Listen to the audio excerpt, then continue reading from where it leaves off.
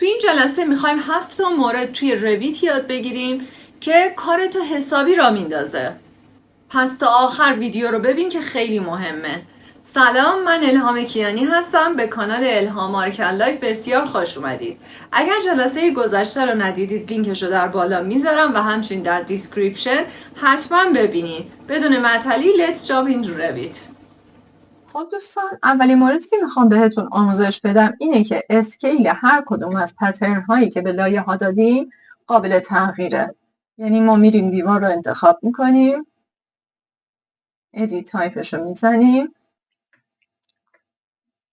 وارد ادیت استراکچر میشیم و میریم روی متریال میزنیم. وقتی وارد متریال شدیم پترنش رو انتخاب میکنیم. وقتی این علامت مداد رو بزنیم ادیت پترن میاد که شما میتونید اسکیل پترنتون رو اینجا تغییر بدین.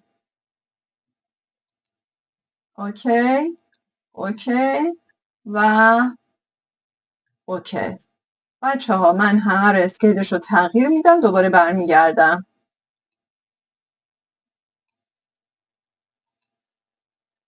خب همونطور که دارید مشاهده میکنین اسکیل ها همه اومده در سطح پایین تری تا ما بتونیم پترن کاملی از لایه ها داشته باشیم. موقعی که ما اومدیم لایه ها رو رسم کردیم پترن خاصی نداشتیم که به لایه اینزولیشنمون بدیم. من میخوام اینجا بهتون یاد بدم که چجوری به لایه اینزولیشنتون پترن بدید. نکته مهمی که میخوام بهش اشاره کنم اینه که شما با دیمنشن نمیتونید عرض لایه ها رو اندازه بزنید. دیمنشن فقط برای فاصله بین آبجکت هاست و برای اینکه بتونید عرض دیوارها رو اندازه گیری کنید تب مودیفای میرید و اینجا یه خطکش هست اسمش میجره که میزنیم و هر کدوم از لایه ها رو میتونیم موقتا اندازش رو داشته باشیم. از اینجا تا اینجا 0.02. بچه این به صورت موقتی نشون میده و وقتی که اسکیپ رو میزنیم دیگه عدد رو نمیبینیم. اوکی، حالا ما میخوایم بریم و به لایه عایقمون پترن بدیم. وارد تب انوتیت میشیم و در پنل دیتیل اینزولیشن رو میزنیم. اگر به خاطر داشته باشید عددی که در اومد 200 بود. 200 رو وارد میکنیم. در این قسمت هم شما مشخص میکنید که از کجا بیایم پترن رو بکشیم. تو سنتر داره، تو نیر ساید داره، تو فار ساید داره. بهترین حالتش تو سنتره چون دقیق تر میشه پیداش کرد سنتر رو. اوکی، میذاریم رو سنتر و میایم وارد حدودی ببینیم و تا انتهای دیوار بهش پترن میدیم. از این حالت خارج میشیم و ببینید چقدر زیبا و عالی. ما دیگه اینجا برای لایه حرارتیمون هم پترن داریم. دوستان، نکته‌ای که اینجا نباید فراموش کنید اینه که تو هر ویویی که این پترن رو رسم کردید فقط در اون ویو میتونین شما این رو ببینید و در ویو دیگه وجود نداره. مورد حیاتی دیگه‌ای که میخوام بهتون آموزش بدم ویزیبیلیتی اند گرافیکه که باید به خاطر داشته باشید که این ویزیبیلیتی اند گرافیک تنظیماتش در هر ویو متفاوته. من الان ویو 3D پروژه خودمون رو باز کردم، به قسمت تب پراپرتیز میرم و از اینجا ویزیبیلیتی اند گرافیک رو روی ادیتش میزنم و باز میکنم. بچه ها، ویزیبیلیتی اند گرافیک 2 تا شورتکات داره، VV و VG که جفتش همین صفحه رو باز میکنه. در تب اول مدل کتگوریه که برای کتگوری های سه‌بعدیه که میایین روش کلیک میکنید، حرف اول المنتی که دنبالش هستید رو تایپ میکنید و میرید پیدا میکنید. مثلا وال رو میخوایم، میایم این علامت به اضافه رو میزنیم، باز میکنیم و ما میتونیم در این قسمت یه سری چیزها رو حذف یا اضافه کنیم یا هر چیزی که نمیخوایم در ویو داشته باشیم از همینجا میایم تیکش رو برمیداریم، اپلای میکنیم و اوکی میکنیم. تب انوتیشن مخصوص دو بعدی هاست. ما اگر هر المنت دو بعدی که نخواستیم میتونیم از اینجا هایدش کنیم. مثلا ما گریدزا رو اینجا نمیخوایم. چی رو میزنیم؟ گریدزا رو پیدا میکنیم. تیکش رو برمیداریم، اپلای میکنیم، اوکی میکنیم.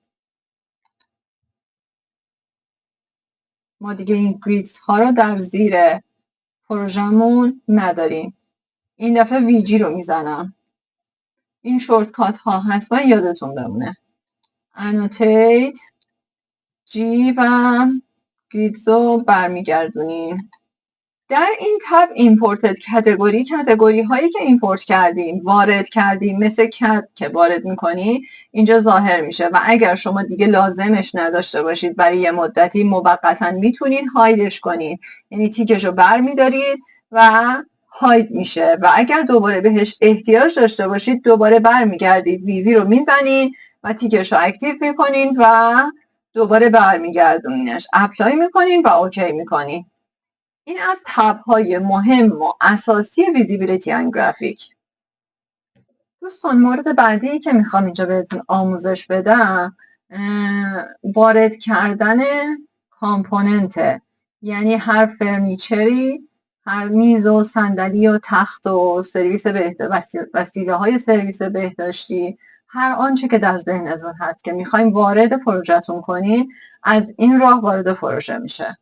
باید به تب اینسرت بریم. اینجا یه پلن کوچیک براتون رسم کردم چون بعدش باید یه مورد دیگه هم بهتون حتما بگم. لود فامیلی رو میزنیم، برگردیم عقب که بهتون بگم که از کجا اومدم. RBT 2021 رو باز میکنیم، لایبرریز رو میزنیم، انگلیش رو میزنیم و میریم به فایل فرنیچر. از اینجا میتونیم چیزهای مختلف انتخاب کنیم. می‌بینید دسته‌بندی های مختلف داره. بیایم یه صندلی انتخاب کنیم، صندلی کار. اوپن، اووررایت رو میزنیم و بیایم یه دونه تیبل انتخاب کنیم، یه دسک انتخاب کنیم، اووررایت رو میزنیم و بیایم یه دونه مثلا یه میز گردم اضافه کنیم، بد نیست. و 2 تا صندلی برای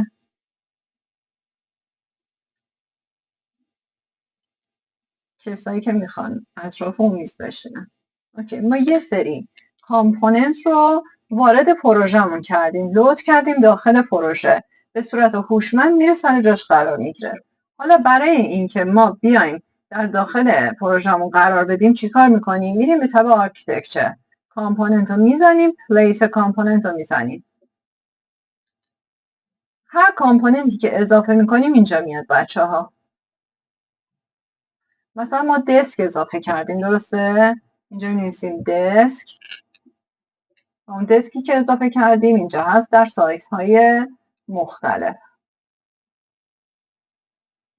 اوکی، این دسک رو میذاریم اینجا. مورد بعدی که میخواستیم چیر بود. صندلی کار رو انتخاب میکنیم و میذاریم در جلوی میز کارمون. اوکی، یه میز گردم وارد کرده بودیم، درسته؟ اینجا بیایم یه دونه تیبل هم سرچ کنیم. یه تیبل کوچیک هم مثلا این گوشه آفیس داریم، سیتینگ هم وارد کردیم.